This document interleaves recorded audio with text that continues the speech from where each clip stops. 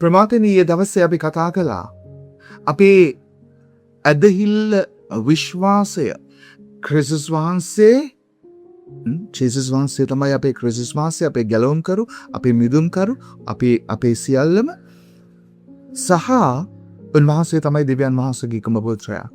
එනිසා උන්වහන්සේ තමයි දේවත්වය.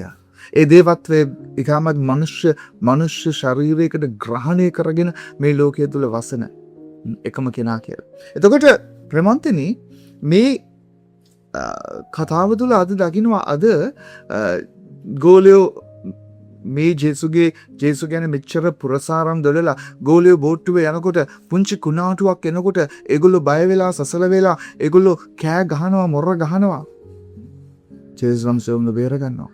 ප්‍රභාතිනි ප්‍රශ්නය තියෙන්නේ අපි කොච්චර ඇදහිල්ල තුල ක්‍රියාත්මක වුණත් විශ්වාස කරනවා කිව්වත් අපි දන්නවා කියලා කිව්වා පොඩි ප්‍රශ්නවලදී සැලීම් වෙනකොට කරදර වෙනකොට වේදනාවන් එනකොට හැලහැප්පීම් වෙනකොට කුණාටු වෙනකොට අපි පුදුම විදිහට බය වෙනවා.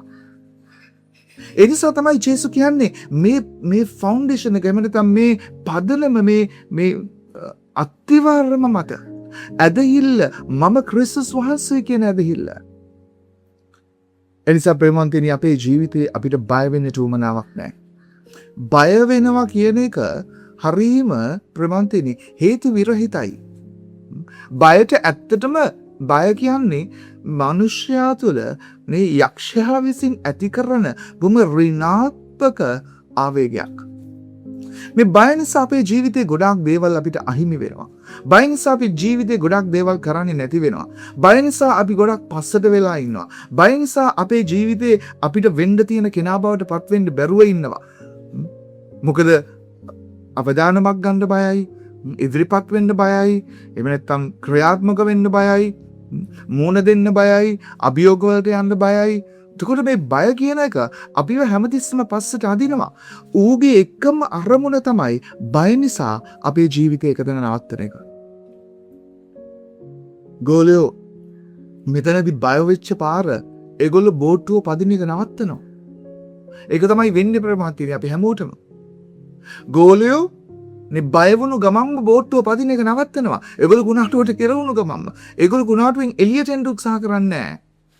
ප්‍රබන්තනය නිසා ජේසු අපිට කියනවා බය වෙන්න එපා. කුණාටු වෙයි, ප්‍රශ්න එයි, කරදර එයි, වේදනාවන් එයි, මේ සැඩ සුළං එයි, සුලි සුළං එයි, වසංගත එයි, බය වෙන්න එපා. ජේසු අපිත් එක්ක ඉන්න හින්දා අපි බය වෙන්න ඕනේ නෑ. අපේ ජීවිතේ බය අපිව එකතැන නවත්තනවා. බය අපිට ඉස්සරහට යන්න දෙන්නේ නෑ.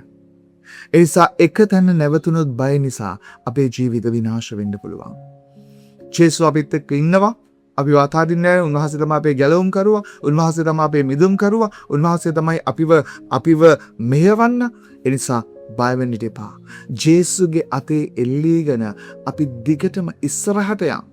බය නිසා ඔබ එක තැනක නැවතුනොත් අර ගෝලියෝ වගේ අපි විනාශ වෙන්න පුළුවන්. ඒ නිසා ජේසු නැගිටලා අපිව මේ කුණාටු ඔක්කොම නිශ්චල කරලා උන්වහන්සේ මේ කුණාටු මැදින් අපිව එතර කරන්නට අරගෙන යයි. අපි ඒ නිසා බය නැතුව ජේසුගේ අතේ එල්ලෙන මිනිස්සු බවට පත් වෙමු. ආමෙන්. සුබ දවසක්. ජේසු පිහිටයි.